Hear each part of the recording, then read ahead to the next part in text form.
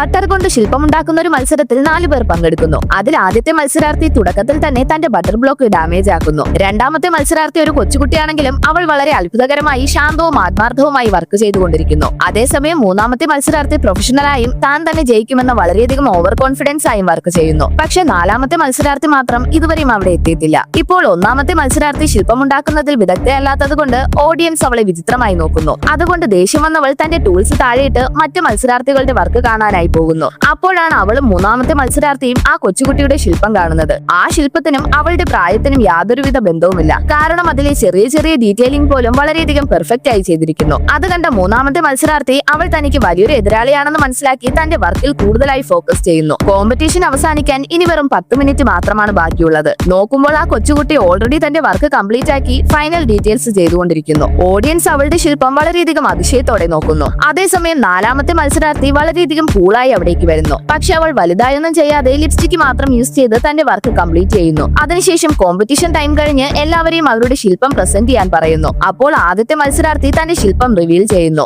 Actually അവൾ 3 പൂച്ചക്കുട്ടികളുള്ള ഒരു basket വളരെയധികം മോശമായി ഉണ്ടാക്കി വെച്ചിരിക്കുന്നു. വിചാരിച്ചതുപോലെ തന്നെ ഓഡിയൻസ് അത് വിചിത്രമായി നോക്കുന്നു. അതേസമയം നാലാമത്തെ മത്സരാർത്ഥിയുടെ ശില്പത്തിൽ ഒന്നും തന്നെ ഇല്ലായിരുന്നെങ്കിലും അവളുടെ പ്രസന്റേഷൻ എല്ലാവർക്കും ഇഷ്ടമാവുന്നു. അതിനുശേഷം ആ കൊച്ചുകുട്ടി തന്റെ ശില്പം എങ്ങനെയാണ് സമാധാനത്തെയും സ്വാതന്ത്ര്യത്തെയും കുറിക്കുന്നതെന്ന് എക്സ്പ്ലെയിൻ ചെയ്യുന്നു. അതുമാത്രമല്ല അവൾ ഒരു അനാഥയിൽ നിന്ന് എങ്ങനെയാണ് ആർട്ടിസ്റ്റായി മാറിയതെന്നും പറയുന്നു. അത് കേട്ട് എല്ലാവരും ഇമോഷണൽ ആവുന്നു. അതേസമയം മൂന്നാമത്തെ മത്സരാർത്ഥി ശില്പമുണ്ടാക്കുന്ന കോമ്പറ്റീഷനിൽ ശില്പത്തിനാണ് പ്രൈസ് കൊടുക്കേണ്ടത്, അല്ലാതെ ഇമോഷണലായി സംസാരിക്കുന്നത് കേട്ട് പ്രൈസ് കൊടുക്കാൻ പാടില്ലെന്ന് പറഞ്ഞ് ആ കൊച്ചുകുട്ടിക്ക് എതിരായി സംസാരിക്കുന്നു. ജഡ്ജസ് അവളുടെ ശില്പത്തെയും പ്രശംസിക്കുന്നു. അതുകൊണ്ട് താൻ തന്നെ കോമ്പറ്റീഷനിൽ വിൻ ചെയ്യുമെന്ന് വിചാരിച്ച് അവൾ കോൺഫിഡന്റ് ആയി ചിരിച്ചുകൊണ്ട് നിൽക്കുന്നു. പക്ഷേ ജഡ്ജസ് ആ കൊച്ചുകുട്ടിയെ വിന്നറായി അനൗൺസ് ചെയ്യുന്നു. അത് കേട്ട് ഇവൾ ഷോക്കാവുന്നു.